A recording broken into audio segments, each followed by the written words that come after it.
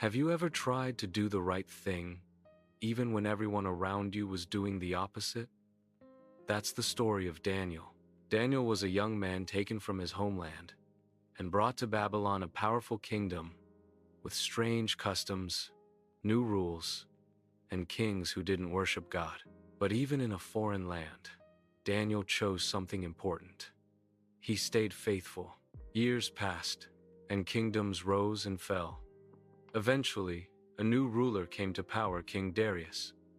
He was impressed by Daniel's wisdom, honesty, and leadership.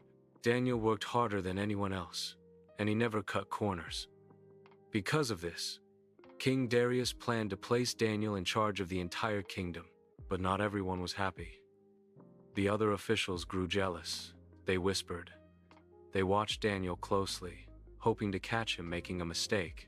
But no matter how hard they looked, they found nothing.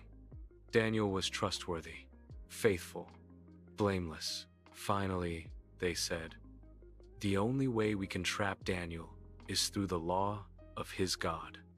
And so they came up with a plan. The officials went to King Darius with flattering words. They said, "O king, you are great.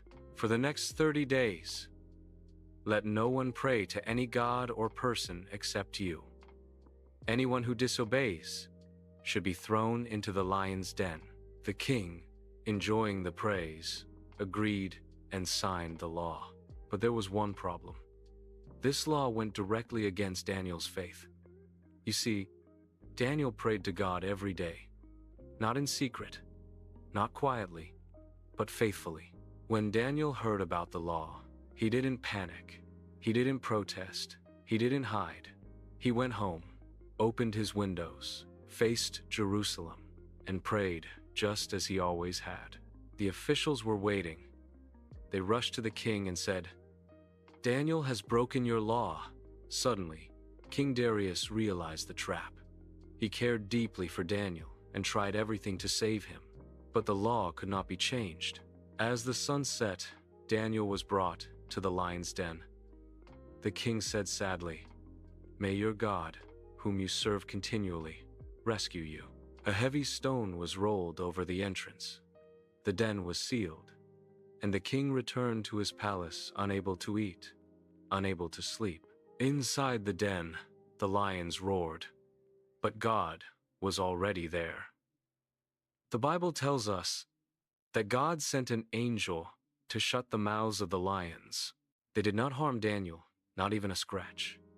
All night long, Daniel sat in peace, surrounded by danger, yet protected by God. At dawn, King Darius rushed to the den and cried out, "Daniel, has your God been able to save you?" From the darkness came a calm voice. "O king, live forever.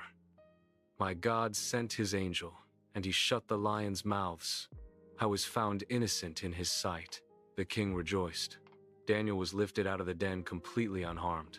Those who had plotted against him faced justice, and King Darius issued a new decree, declaring that everyone should honor the God of Daniel, the living God who endures forever. Daniel continued to prosper, not because life was easy, but because his faith was unshakable. Daniel's story teaches us something powerful. You can be surrounded by pressure, you can face unfair treatment, you can even stand alone, but when you stay faithful, God is with you. Daniel didn't know how God would save him. He only knew who he trusted. And the same is true for us today.